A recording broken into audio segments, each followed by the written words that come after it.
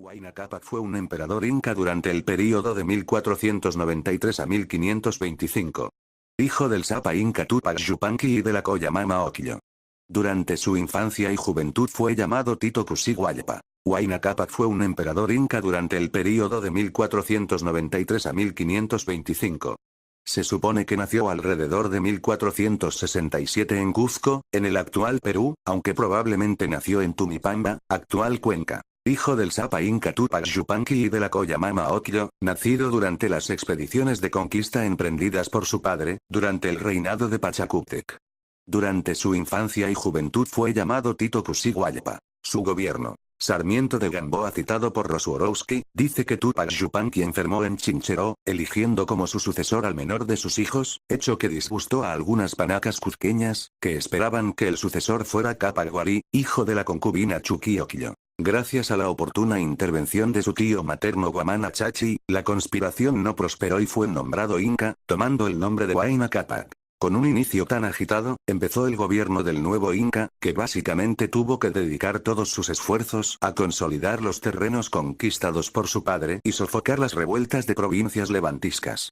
Para esto, asumió el control político y religioso del imperio, desplazando a Apochalco Yupanqui, el vigente Villacumo. Por primera vez en la época imperial se concentraban todos los poderes en una sola persona.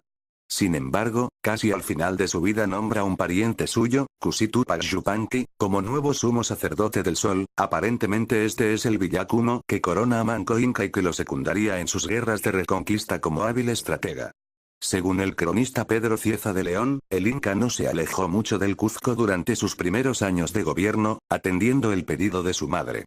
Como el transporte se realizaba a pie, una expedición podía durar varios años, por lo que envió a su tío Guamana Chachi para que recorriera el camino del Chinchaisuyo hasta Quito. Sus campañas tenían la tendencia a dirigirse siempre hacia el norte.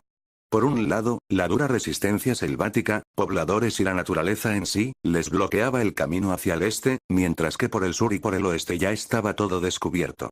Así, el único camino posible era el norte, virtualmente inexplorado y a su vez zona altamente inestable, dada la gran belicosidad de sus naturales. Los enfrentamientos en el norte duraron muchos años y, así, luego de arduas y cruentas batallas, las etnias norteñas fueron incorporadas al Tahuantinsuyo. Rosworowski afirma que estando Huayna Cápac en Quito, le llegó la noticia de extraños individuos barbados, que navegando en casas de madera habían arribado a las costas por el norte.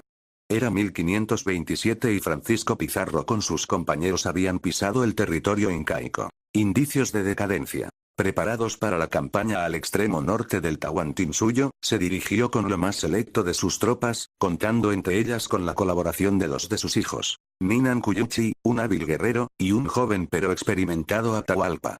En el Cusco quedarían Huáscar y los pequeños Manco Inca y Paullo Inca. Llegados a su natal y lejana Tumibamba, se levantó el Palacio Muyucamcha, en el cual se ubicaría una estatua de oro de su madre Mama Ocllo, que se dejaría al cuidado de la nación Cañarí. También se construyó la Casa del Sol y la de Ticfibiracocha Pachacama. Finalmente arribaría a Quito, desde donde despacharía emisarios para ordenar el sometimiento pacífico de los rebeldes, obteniendo una respuesta hostil. Es aquí que, reunido el alto mando, se decide lanzar una campaña en la región de los Pastos, Pachahuao Gente Escorpión, en el sur de la actual Colombia, para lo cual se designan capitanes del Collasuyo, quienes afirmaban ser los más capaces para combatir en regiones como esa. Aparentemente, la afirmación resultó cierta, puesto que la victoria fue sumamente sencilla. Inmediatamente, a la llegada de la noche se dispuso una celebración entre los soldados triunfantes y fue en ese momento que el verdadero ejército de los Pastos cayó sobre los confiados incas, destrozándolos casi por completo.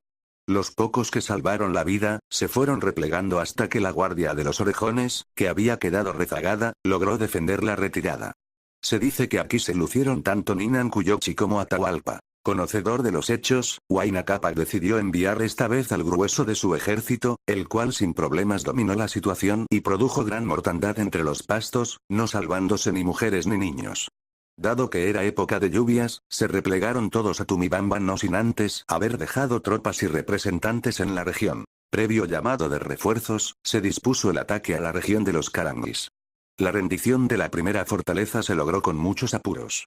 Acto seguido, la mirada se dirigió al reducto principal de los Caranguis, en pleno corazón de sus dominios, que estaba defendido no solo por los naturales, sino también por tabalos y cayambís, que les prestaban apoyo.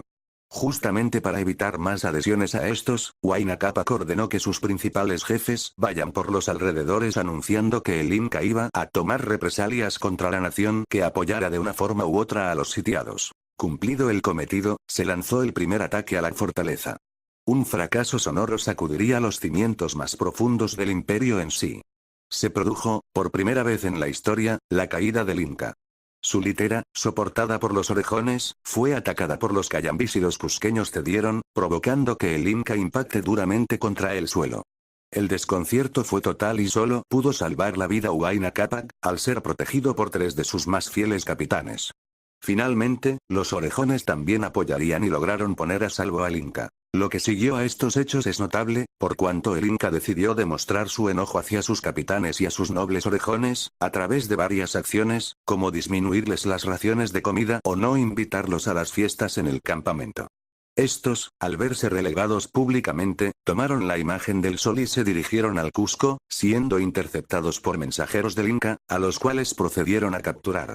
Un último enviado recibió por respuesta: decida al Inca que su poco apego y el hambre que nos apura, nos hacen partir al Cusco. Finalmente, Huayna Capac se dirige a los orejones en persona y les recrimina su actitud. Los orejones de todas formas prosiguen su marcha y, Huayna Capac en acto insólito, pide que se retire la estatua de su madre, que se hallaba en el templo, para que la pongan frente a los desertores.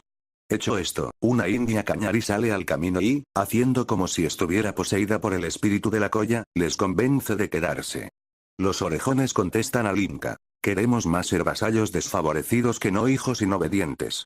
El Inca recurrió a este artilugio para ganar tiempo y organizar un banquete para agasajar a sus capitanes. Este hecho es explicado por una arraigada costumbre andina, basada en la reciprocidad. Todo señor andino debía ofrecerles a sus súbditos regalos y favores a cambio de su labor, y Huayna Capac estaba dejando de lado esta obligación para con sus ejércitos, que estaban formados por varios pequeños ejércitos al mando de señores de diversos grupos étnicos. Estos formaban el corazón del Tahuantinsuyo. El Inca tuvo que ofrecerles las acostumbradas ceremonias de petición de favores, para lograr que sus ejércitos volvieran a su mando, antes de iniciar otro ataque. El ataque a la fortaleza se reanudaría con participación de los orejones, que pelearon tan bien que consiguieron ganar 4 de los 5 muros de la misma. Sin embargo, la caída del hermano del Inca, Auquitoma, obligó a un replanteo de la situación. El mismo Huayna Capac encabezaría las acciones. El desenlace. Decidido a culminar aquella guerra, se pone al frente de una división. La otra estaría comandada por el general Michi, del Urín Cusco, uno de los orejones, y la última estaría compuesta por los soldados del Chinchaysuyo. Estas dos estarían encargadas de atacar por los flancos, a modo de sorpresa, mientras que la división principal sería dirigida por el propio Inca y sería la que habría de llevar el mayor peso en la contienda. La batalla duraría varios días y, al cabo de un tiempo, el Inca daría la orden de retirada. Sus tropas lo siguieron y tras ellos iban los caranguis, que salieron de la fortaleza con el deseo de aplastar a los incas definitivamente. Justo en ese momento, las tropas que debían flanquear la fortaleza salieron de sus escondites respectivos y las 3 columnas atacaron la fortaleza, de tal modo que la lograron ganar completamente. Las represalias fueron, al estilo del Inca, muy severas.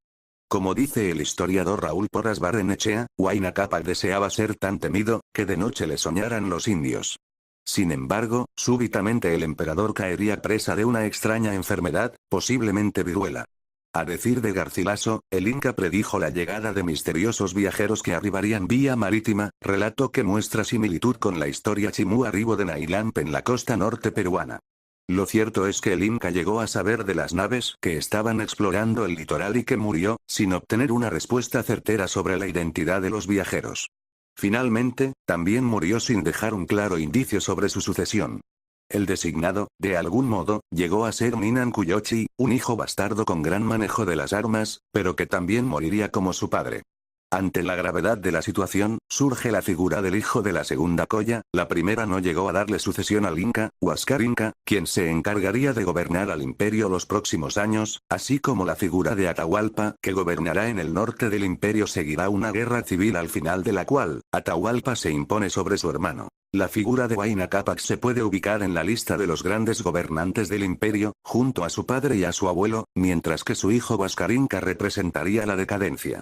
Sin embargo, lejos de tanta felicidad, lo cierto es que el Tahuantinsuyo ya había empezado a rajarse, momentos antes de iniciarse el gobierno del joven Inca.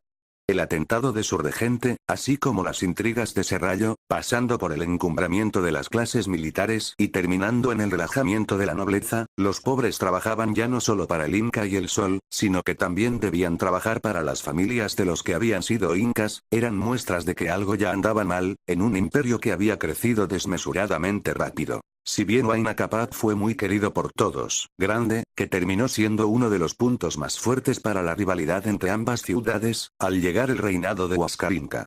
Sin embargo, no puede negarse que mantuvo sólidamente unido al Tahuantinsuyo, a decir de un conquistador español, si la tierra no hubiera estado dividida, si Huayna Cápac no hubiera muerto, no la pudiéramos entrar, ni ganar, producto de una gran capacidad de liderazgo, gran voluntad y un admirable arrojo.